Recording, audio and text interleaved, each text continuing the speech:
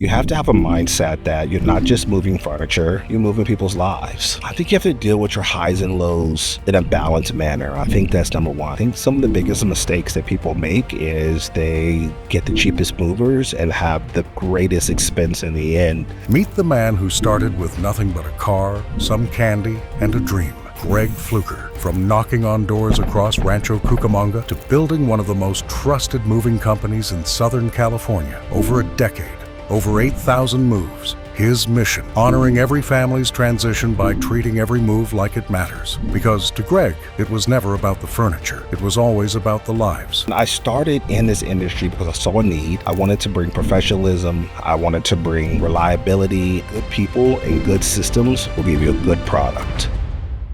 Greg Fluker, welcome to the show. Thank you for having me. I appreciate you having me on. For a person who doesn't know you, how would you introduce yourself? Well, before I talk about myself, I want to say first, I want to thank the Most High for waking me up this morning in a healthy manner. It's really important to me. It's an important part of my life. But I would introduce myself as a father, a husband, a leader, a coach. Some people might call me a country boy. Why is that? Why country boy? Well, I was born in Fairmont, West Virginia. Oh. I have a lot of California in me now, but I'm still a country boy. But I am the founder of Big Deals Movers in Rancho Cucamonga, and we've been around for more than a decade. And in this period of time, we've been able to service more than 8,000 moves. 8,000? Yeah, 8,000 moves and 2,000 gun safes. So we have a wide range of services we provide. Since when have you started? Well, we started in 2014. Okay. And we grew from word of mouth and referrals. It's been a huge support to us. And I started in this industry because I saw a need.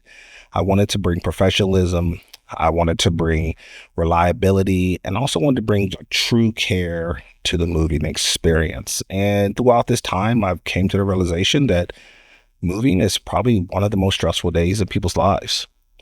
And when someone is under that level of stress, and I'm talking about we move families, residential families, commercial moves, even realtors and property managers, we've assisted them with their transition. You have to have a mindset that you're not just moving furniture, you're moving people's lives.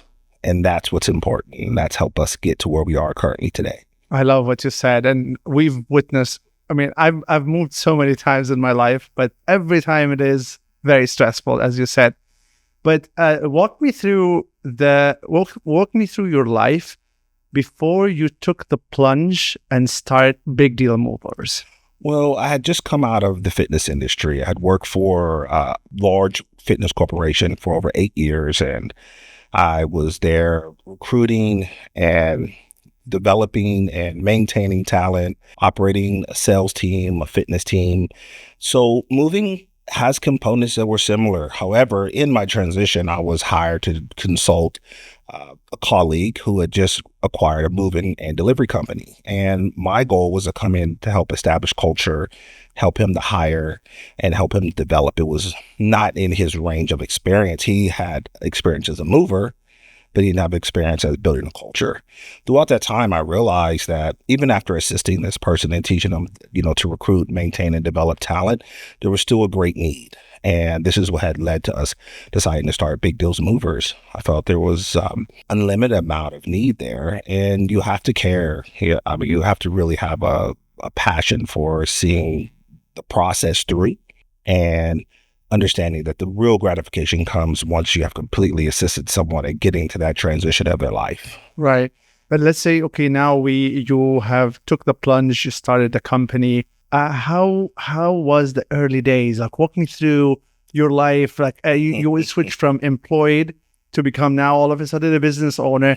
How did you went about acquiring customers? Like, Okay, good. So it started out with me literally riding around in my car and with little ziplock bags of candy and cards and knocking on people's business doors and introducing myself all through Rancho, through Ontario, whether it was storage companies, real estate offices. I was really a lot of groundwork and then a lot of word of mouth. I feel like I've established a very trustworthy relationship with most people that I've come across professionally or personally. So I wasn't wasn't difficult for people to put their name on the line for something that I was going to provide a service for. I think they just trusted I would have pride in. So I started there with the ground roots, and I had to learn a lot, actually. And I think that's the most difficult part is you have to test something, and then you have to tweak it, and then you maybe scale it if it's correct. If not, you got to go back and you got to tweak it and you got to test it again. So I started out there, and eventually I started to build a network of people who I saw, I'll say colleagues now, who I saw doing successful things in the moving industry, right? Coming up with true systems that were duplicatable. And then I eventually went to a moving sales academy, and it was taught by most people in the moving industry knows Louis Massaro. And I went and attended that, and that gave me the courage to expand. And with that expansion, you learn more. When you first started the company, did you have like residual income, or did you have like money saved up? How was the money situation? No, I didn't have money saved up. I did realize right away that moving was one of those transactional businesses, meaning like you figure out your cost of goods sold, which is at that time really wasn't that complex, right? How much does it cost for a moving team and a moving truck, right? And then from there, get that money the same day from the customer once you move them. So it was very easy to like cover your cost and get growth, right? And throughout that time, I started to acquire contracts, actually. So I started to do, we primarily did labor only one way. So meaning like if you were moving into California, we would be there with a moving team, and we would unload your truck and put your furniture into your home. And then if you were moving out of California, then we would show up with a moving team, and we pack and wrap up everything, put it in your truck, and then you'd go one way. So that type of services, which some people don't even consider moving, they consider it as labor, right? That type of services has a lower cost. So we were having to deal with like consistent truck cost and all the other insurances and compliance billing that's required in the state of California. So at that time, I developed at least 4 to 5 really solid contracts that were producing close to 50 moves a month for me. And with my experience already as a P&L operator at my previous organization I worked for, figuring out checks and balances wasn't that difficult for me. I was able to like manage my labor costs. I was able to put together balance sheets, the basic balance sheets, and then I was able to, Figure it out. Yeah, figure out what profit was. What do you think was the most challenging part in that first year? Finding good people. I think that most homegrown businesses start out with friends and family. Yeah. As workers, you mean? As workers, right? But, you don't want to challenge those relationships. You want to drive people to get the best out of them. And then it may be difficult then later to go have dinner with them. So it's like, when do you shut down? My first moving partner was my oldest son, right? My second moving partner was my wife's cousin. So these family members, and it continued like that. I could list all the people in our family that have worked with me. And these family members were trusting me with their sons, right? And out there in the field and doing this really hard work. I eventually got a good understanding of the systems needed to find more talent. So I acquired a staffing company. Mm-hmm. And that staffing company showed me a procedure and a process they use to find talent. And I duplicated it myself and made it an in-house thing for me. So my most challenging thing in the first year probably would be finding talented people who want to be movers. Mm-hmm. And how did you market yourself at the beginning? I know you mentioned like a lot of prospecting and grassroots and stuff. Well, Instagram, okay. I was marketing. People were noticing that, hey, I was no longer in the fitness industry, and now I was onto a new adventure, and friends really wanted to be supportive. Mm-hmm. I purchased an advert site. I had a company call me one time and just said, hey, look, we want to build you a landing page, and we'll do your SEO, and we'll have like a basic budget for you. I think my marketing budget was like $300, mm-hmm. which wasn't very much, right? And that helped me to generate business. At the same time, I started to search like moving contracts, and then I got a contract with at that time with like Simple Moving Labor, and then it was Hire Helper, and then I got a contract contact with moving staffers, movinglabor.com. And then once you find one company like that, you start to find the rest. So now I have 12 different companies that are sending me moves right away. And we just maintained a really high service score. And with that high service score, they continue to bring in more moves, which made it easier for me to help people to have a consistent amount of work. And then you can have, keep good employees. And talk to me about right now, how you said you make 8,000 moves. Well, yeah, we're over 8,000 plus moves. Right. And so how big is your team right now? In an average year, how much do you make, if you don't mind sharing? Well, right now, I have about a solid 9 team members. And you think, like, gosh, how are you getting it done with a solid 9 team members? Well, it's a very seasonal business. So from November through April, you can keep a solid 9 people really, really busy. Seasonally, I have team members that have worked with me over the last 12 years who will show back up. By next month, by the time spring break hits, I will start to get phone calls. Hey, can I come out for the summer and work for you for the summer? I'll get calls around Christmas break, winter break. I have guys who have the type of employment where they have those break times. Hey, can I come out and work? So my staff can fluctuate from 9 to 20. Wow. Throughout the year. Now, along with moving, it's almost like operating 3 different companies. So I have my moving company, then I have my large item team, which are filled with just specialists. So if you get a gun safe moved in your home, you're going to get a specialist who comes out with specialized equipment, and that's all they really do. And then if you have a pool table that needs to be moved, I have 2 people who've been moving pool tables for me for a decade, and that's all they do. They're not going to move household goods. Right. So I don't necessarily count them towards my labor team. Those are just my specialists. And then I have a grand piano mover, and that's all he does is move large pianos. So again, I don't count them towards my regular household goods labor. But when it expands, it can get that high. And on top of that, we do general freight. So I may have 3 or 4 drivers on my team that never ever touch any moving boxes. So if our trucks aren't moving and they're not doing household goods, we are out doing general freight almost every single day.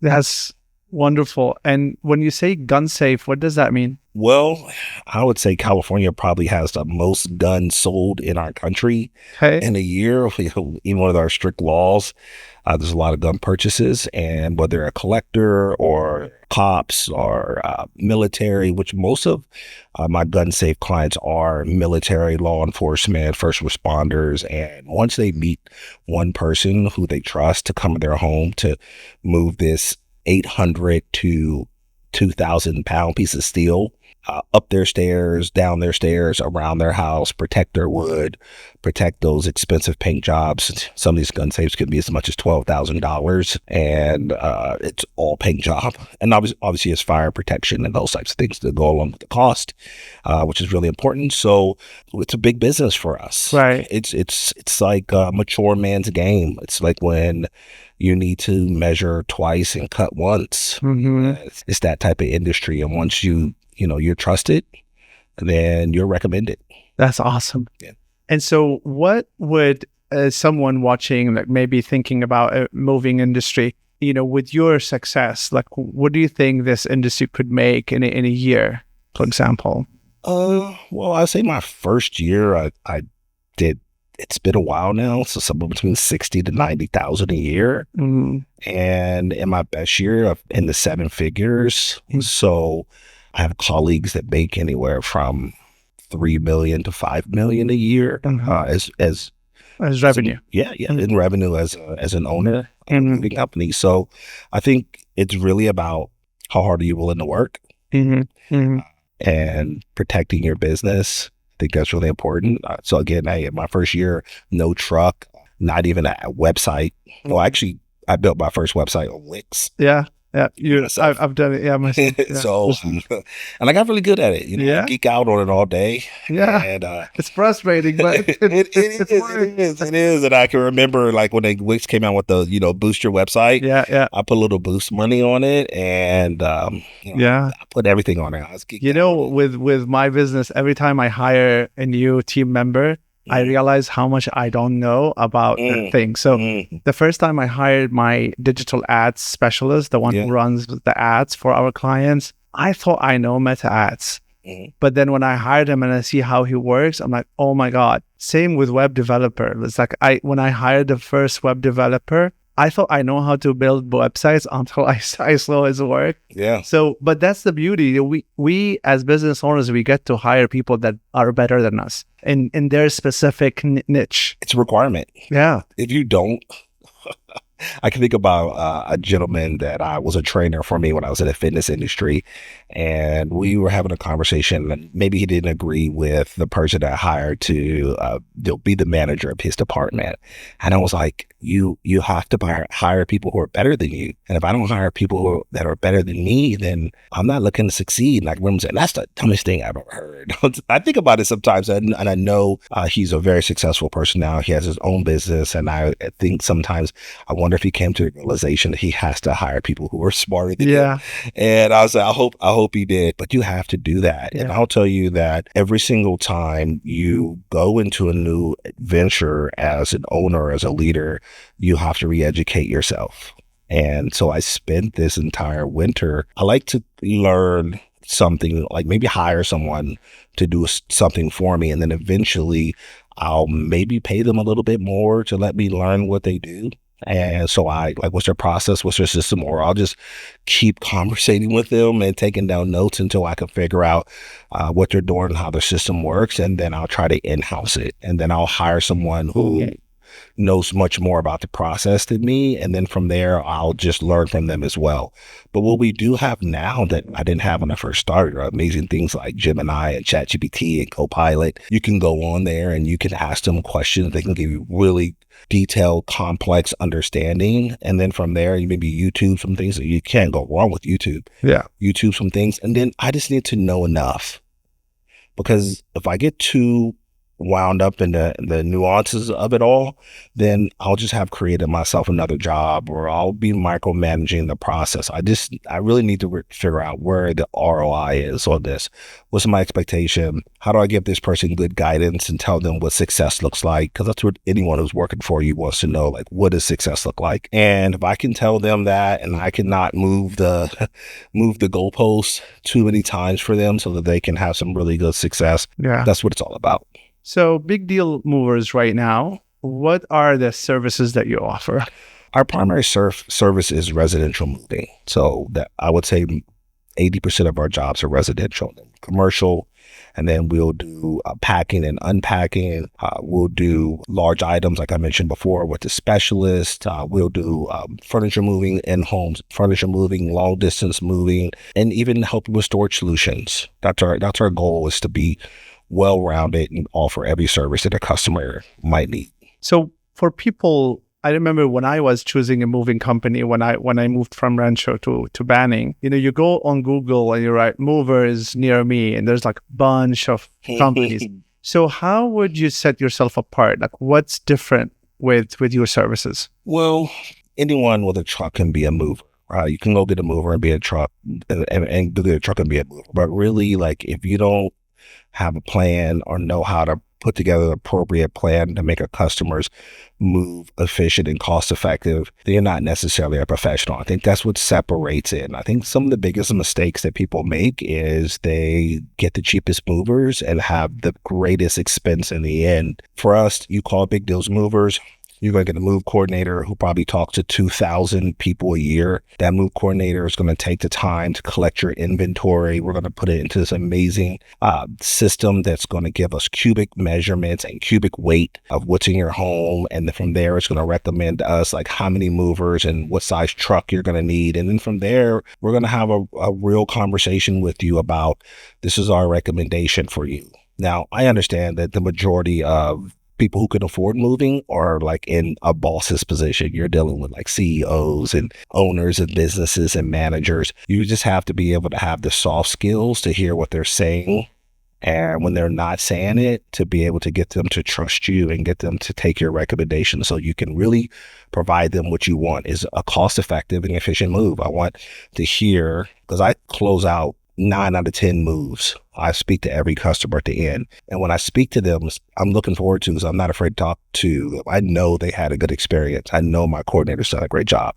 I know my dispatchers got my movers there on time. I know the movers showed up, greeted the customer, and did everything they were supposed to do inside the perfect move process, because we understand that good people and good systems will give you a good product. And as long as we continue to focus there in that area, it's a success. That's awesome. What are some common mistakes that people have? Oh, well, I think common mistakes people have is I think they put their budget in front of their plan. I think that's one. I think they, what is that saying? Mike Tyson says, everyone has a plan until they get hit in the face. So I think it's the same way. I think consumers underestimate level of planning required in a move until move day arrives. So then it leads to underestimation of packing time, underestimation of what really needs to be moved out the house. How much time? Yeah, that guy came in and installed that bed. It took him an hour that day you bought it new. Yes, that appliance person brought that refrigerator in and put it in your refrigerator. It was a 1 hour, installation.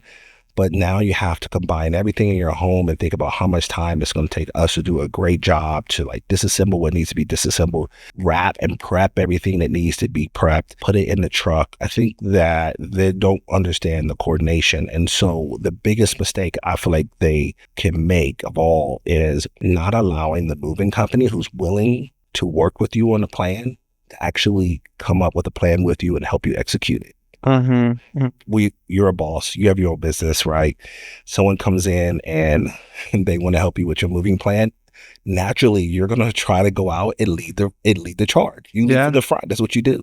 A lot of people we move are the same way. They're bosses, they're leaders, they're CEOs, and it's difficult for them to just put things down and step back and delegate to the profession. Yes, because they're used to being responsible in the end, no matter what, delegate or not. If things go wrong and you're a real leader, you'll take accountability. And these are the people we're moving. So they feel this natural desire to get in there. And I think you should. There's one other big mistake that homeowners make, and that's not being present on move day. Not being present.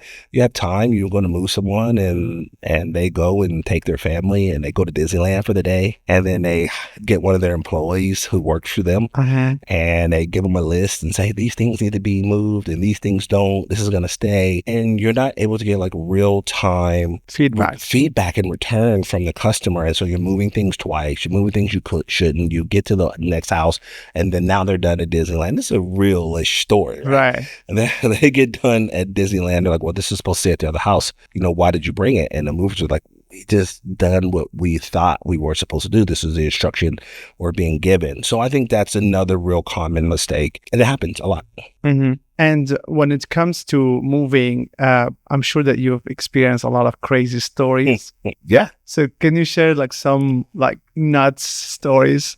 There'll be the times where maybe it's unfortunately a divorce and one of the couples show up and they want to argue in front, or your movers is carrying a sofa and the husband runs and jumps on the sofa while they're carrying it because he's like, that's my sofa, you can't take it. There's those. But I think the wildest story I've had is I got this call from a block number and the person's encrypted, hey, I need to move and it needs to be a secret and I can only pay cash. And they didn't even really want to give me their name. They gave me a nickname. I won't say that nickname just in case they're watching.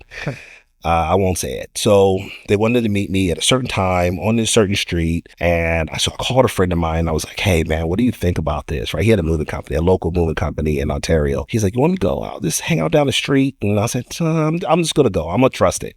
I get there. They're all covered up, have a hoodie on and it's dark. And they give me this envelope of cash and they give me a list of what I need to move. No address to it. I don't have an address. I don't know where I'm going yet. And they go, look, this is half of it and I'll connect with you a couple days before the move and I'll give you the address. So a couple days before the move, private call comes in. This is the address. So I look it up. I'm like, wow, this is a big house. I look from Google. They have a pool. They have a tennis court. They have a basketball court in the back. And I understand like how these types of homes are furnished. They're going to need like 4 or 5 movers, but they're insisting no more than 3. They didn't want this to get out. So we had to be there at 7:36 in the morning. 36, not 30. 7:36. So we drive up to near the house. We park around the corner, and right around 7:34, we start making our way around the corner. And I look at the house. I knew they had this nice circle driveway there. So I pulled the truck up into the circle driveway, and I look, and I'm like, gosh, how are we going to move all this stuff? House has got to be. I even looked on a real estate page, and I saw they have a lot of furniture, and it didn't match the list. And the list is just a list. Move day, they want everything the truck can take. Okay. But soon as I turned off the truck, like 5 cars that were parked on the street, the doors opened and people got out, front seat, back seat, and they blitzed this house. Doors open, everyone goes inside, they're wrapping furniture, they're taking out pictures, they're doing everything they can. And I meet this person again, how you doing? And they are rushing everything out to our truck. We get in the truck, and within like 2 hours, we're out of there. Doors are closed. I mean, there's still stuff left in the house. Doors Looks like a heist to me. And listen, okay, so I'm glad you said that. At what point I was wondering, are we stealing? Exactly. But this person's pictures are all over the walls. Right. Okay. I see the family. I see things going on. I'm like, okay, so we're in someone's house, and we're out of there. Boom, we take off and we go unload, and we get to a house that obviously this person probably has been living in for some time, because you could see like a mattress on the floor, and one of the bedrooms were already furnished. And we unloaded and went on our way, and they gave me an envelope with the balance of the cash. And So it was a divorce situation? no one wanted to Nobody talk. knows. No one wanted to talk. Wow. No. That's wild. It was wild. And I think to myself, I was like, I must have really needed the move. I must have really needed the money to go out and trust the situation. But we have to think about it, like stressful things in people's lives are with divorce, marriage, buying a home, moving. Yeah. Sometimes these are all happening in one day. Yeah. Right? It's nothing like the time you go. Speaking of one day, if someone is planning a move, watching us, listening to us, and planning they have a move coming up, how they should approach this problem or this event, and how long should they plan ahead? Let's just say it's a standard move, like not like a weird situation. Just a house. Well, I always think they should plan like a month in advance at minimum, because that gives us a fair chance to help them with a plan. The process of like cleaning up your house, discarding what you don't need, packing, discarding the rest of the stuff you don't need, that could take 2 or 3 weeks, right? And then there's escrow. Is it going to be on time? Is it going to be early or late? Those types of situations you want to account for. Generally, if you book early with a moving company, they're going to prioritize any type of change that comes up. So I think that could be really important. And then you said, how should they get a hold of us? No, I was just talking about like how they should prepare for it. Do they need to do anything themselves, or like, let's say everything like that, and you guys will handle it? Okay. Unfortunately, like most people's experience with moving is what they saw on a movie, like where people are just sitting around the house and the movers are doing everything. However, in real time, that's just not the case. It's really important. Like if you never had packed or prepped a house before, hire a moving company for 2 or 3 hours just to come in and help get you kick-started. I think that would be really cost-effective for most people to have someone give them a kickstart. But if you want to do it on your own, because this is your intimate items and you don't want people involved in what you're going to put in your boxes, then just remember, anything that needs to be picked up, take everything off of it. Photos, pictures, the situations I've walked in, and when like the kids are watching TV, eating cereal, the moms are cooking breakfast in the morning and washing clothes, and nothing's prepared, right? And those are the type of situations that turn into like 12, 14-hour days. And you guys charge per hour? We do charge per hour. And there is a huge benefit to being charged per hour, because you'll pay for the time you need and you won't pay for the time you don't.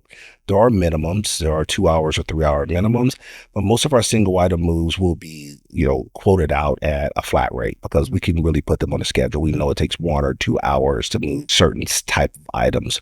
But when it comes to household goods, it's always going to be on an hourly rate. Right.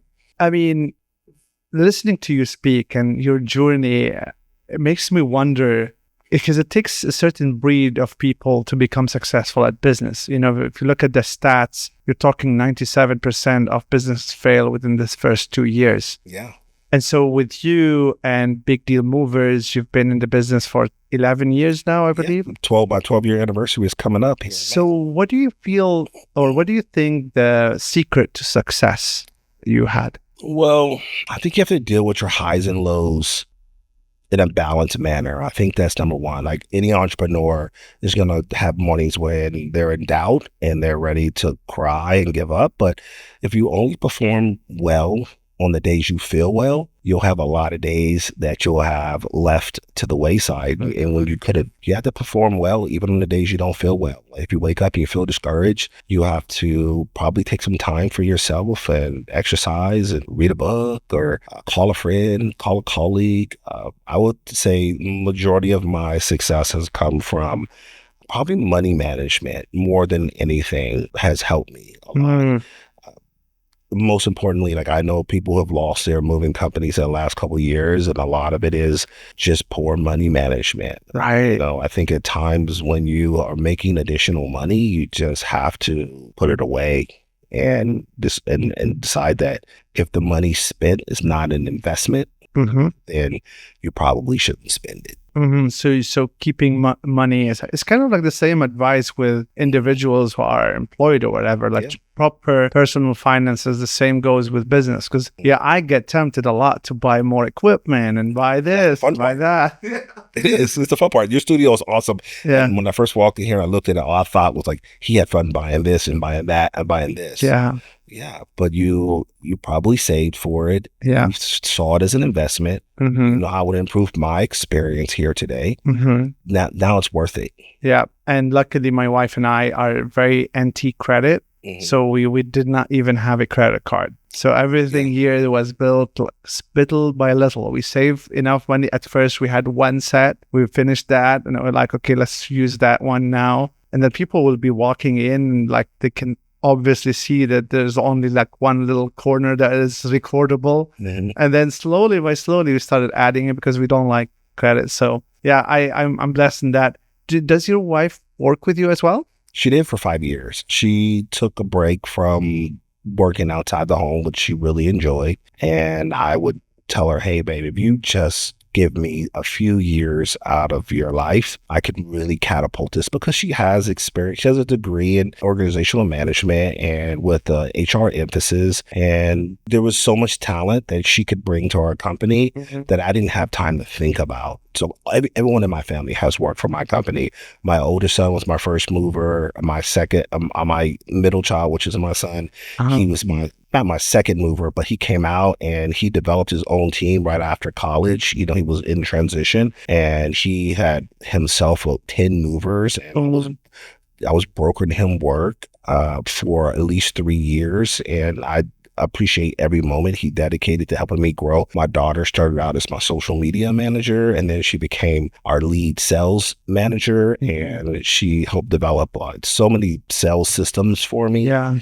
And she actually just took a break from it too. I understand it, because like I said earlier, it's like I'd rather drive someone who is not necessarily a friend or a family, so that they can then disconnect from work and go home and separate it. And that's kind of where she is now. She doesn't know, but secretly she's about to get back in and be my business development person, but she'll find out soon. I'm asking you because I'm dealing with that situation. Like, my wife had a great job outside, but luckily our company now is able to afford her coming on board.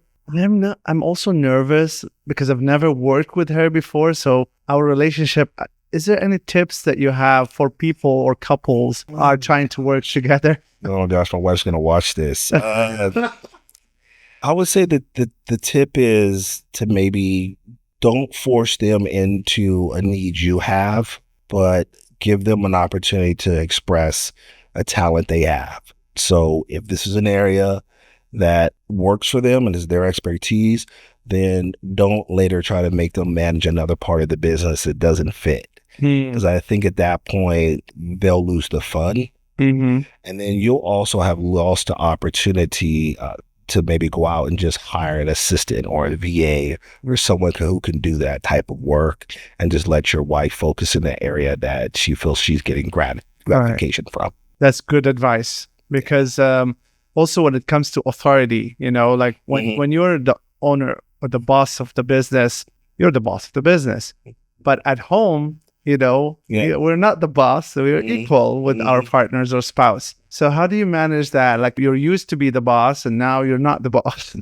Well, my leadership style always has been leading through questions. I learned it really early, like, hey, would it be okay if you went ahead and folded that blanket? Could you do me a favor and assist me with this report? I've always found that leading through questions helps. So just maintain that and make sure that she felt like she was doing it on her own time. I also just had to make sure I managed my stresses, because sometimes I'm like, right now, right?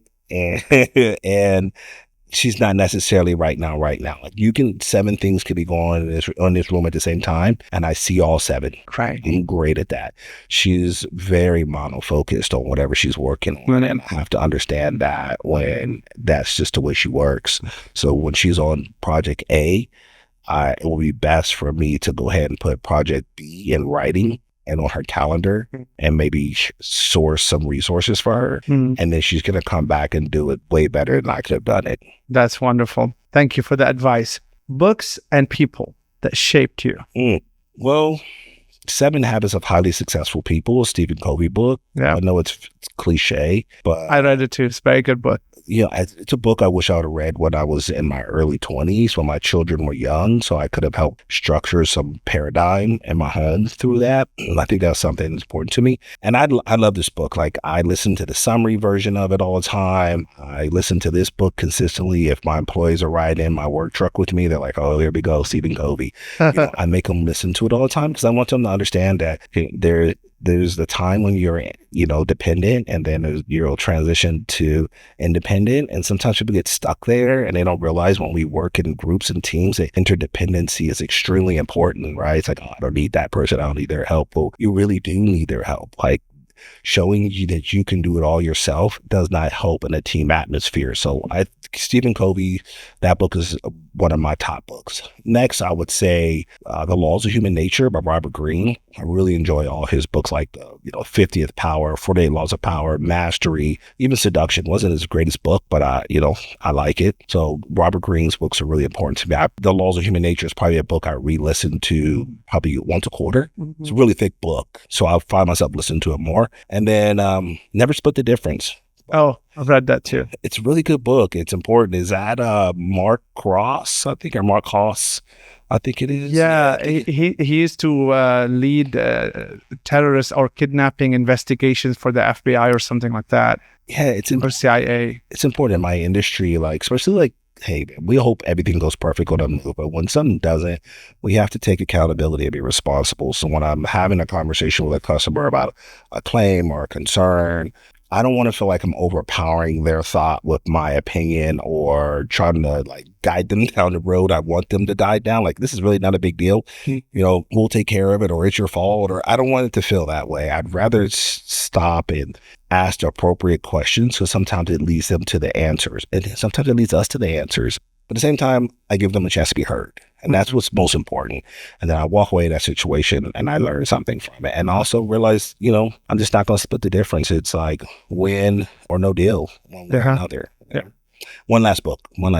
Change Your Thoughts, Change Your Life. Wayne Dyer. I don't know. I've read every one of Wayne Dyer's books multiple times. I heard of him. They're really good. Like, it can get confusing for you. I think you have to be in a transition in your life to understand, because Wayne Dyer will make you give away everything in this room because you feel like you're attached to items. Material things. Yeah. So you have to really go into, like, there's those mornings where I maybe come May, when it's so stressful, like the next 5 months is going to be nothing but stress about moving from 4 a.m. till 2 a.m. I listen to a lot of Wayne Dyer right there. It helps me get recentered, and it's really important. And I feel like there's some team members I've worked with over the last 12 years that I've mentored, And once I get them to a point, then they'll be like, "Oh yeah, so now I'm listening to Wayne Dyer now," because I won't give a Wayne Dyer tour. That's like the Right. that's like the last step to it all. Yeah. He's the final boss. It's very cool that you get the chance to. I'm sure that you listen more than you read, right? Because you're on the road all the time. Yeah, well, 13 books a year I try to read. Oh, so you have a goal, like a target. 13 books I read a year, and I'll try to listen to 24 books a year. That's awesome. I have to. And I have some real sharp colleagues that it's a new book all the time. So I have to like try to keep up, just keep up in the circle of conversation. Why it's important? Why you said you have to? Well, as you get older, I think you get so much information in your mind. And if you don't continue to like feed it the information you need to be able to make good decisions and to be a good problem solver, I like to be looked at as a good problem solver. And if you're not able to, you don't have enough information to have good discernment, then I think that you'll try to solve every problem the same way. Yeah. You have to understand there's so many different ways to solve a problem, and there's so much more information out there. Yeah. And I think they all kind of like take a book out of Stephen Covey's page out of his book and they create their own concept, but it's okay. Yeah, it's so interesting what you said, because for me, I understood a little bit about the human brain, believe it or not, right after ChatGPT was released. Because when ChatGPT was released, I was obsessed for like a period of 3 months. I want to know how this thing can produce intelligent thought. Mm-hmm. So I went and studied like how they build that, large language model. Yeah. And the way it seems that the way our mind works is kind of similar. So the way ChatGPT works is basically you dump the internet data, you give it a lot of data, and it start to come up with patterns. And so it will be able to kind of like produce that intelligent thought. The same thing with our human brain. The more you feed the brain with knowledge and skills and data, yeah, it will become like intelligent. And so it's kind of the same thing. So when I realized that, I know that, okay, that's the importance of reading books and listening to podcasts and keep feeding yourself, because you learn or you die, really. This is so important for me. It's true. And to know and to not do is to not know. Yeah. And a lot of times, and that could be a problem when people read too many books or they listen to too many books. They don't stop and do implementation of what they are learning. So I'm trying to do a combination. Some things I got from Alex Ramosi is to... Another great guy, right? Sometimes it's hard to listen to him. It makes you feel like I sleep too much because this guy gets everything done, right? But now I'm reading the book while listening to the book. So I have a chair similar to this, I have a light similar to this, and it sits there in the morning. I have my time set aside to read. And he's like, you don't just read it, you listen to it and read it at the same time. Now I got my highlighter and I got my glasses on and I'm just out. Does it help like to listen and read at the same time? It took me like 3 months to learn how to do it. It wasn't easy. It was more difficult than just reading or just listening. Yeah. It was more, but after a while, and I wasn't sure if it was just everyone has their own reading speed or what the case was, but after a while, I started to retain a lot better. And then I'd stop and I'd take notes on what I was doing, or I'd open up my journal app and I'd speak on it. And, right. And I had to do other things to just really sandwich it into my head because, like I said, there's just so much information that you take in. So I did take a break from self-help books for about a year, and maybe a year and a half. I might have taken in one or two, and I dove into Eric Jerome Dickey. He was one of my favorite authors when I was a young man. When I met my wife, it was like a huge part of my memory of my youth. I met her and she's like reading a Dracula book or a vampire book someone gave her. And I was like, and I had this Eric Jerome Dickey book, and I'm like, hey, I know I just met you today, but you want to exchange books? Now, I never read that book that she gave me. I wasn't intended on it, but I wanted her to read this book. And it was telling her everything I wanted to tell her, really, right? And after that, she became one of our favorite authors. So we obviously started dating, and then we both started reading through his books. And then, she started getting really overwhelmed with college. So she's a much better reader than I am too. But she started getting really overwhelmed with college. So she wasn't reading as much. And I was getting overwhelmed with, I was already in a leadership position and I was working 7 days a week, 24 hours a day. And I had to really put away pleasure reading. But last year I stopped and said, you know what? Pulled up the list and I said, I'm going to go through every book of his I didn't read. And I might have went through 16, 17 books at this point that are just pleasure reading. Eric Jerome Dickey, check them out. He passed away a couple years ago, but in his honor, I'm catching up. Sounds good.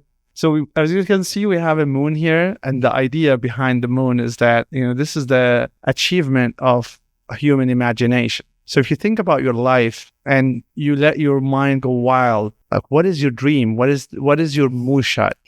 Gosh, I'm quite a simple guy. I would say my moonshot would be just building a very trustworthy company. When someone thinks about a moving company that's reliable and trustworthy, they want to refer to their friend or put their name on it, they'll say, no doubt, call Big Deals Movers. And as long as I continue to think that way, we will grow to be an even bigger company than we are now.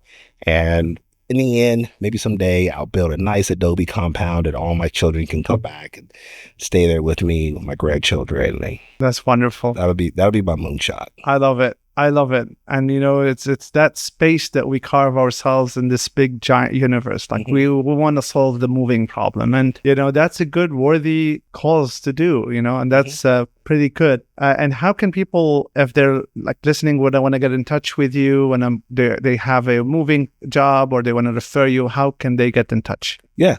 BigDealsMovers.com. Whether on your mobile or on your computer, easily accessible to you. You can give us a call at 1-833-202-MOVE. That's 1-833-202-6683.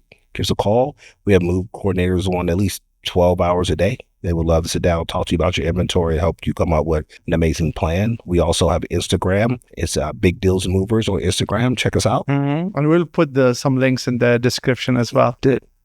Greg, thank you so much. That was wonderful. And I learned a lot personally from talking to you. You're such a wealth, and I love your humility and everything about you. Thank you so much for coming. I appreciate you. I really do.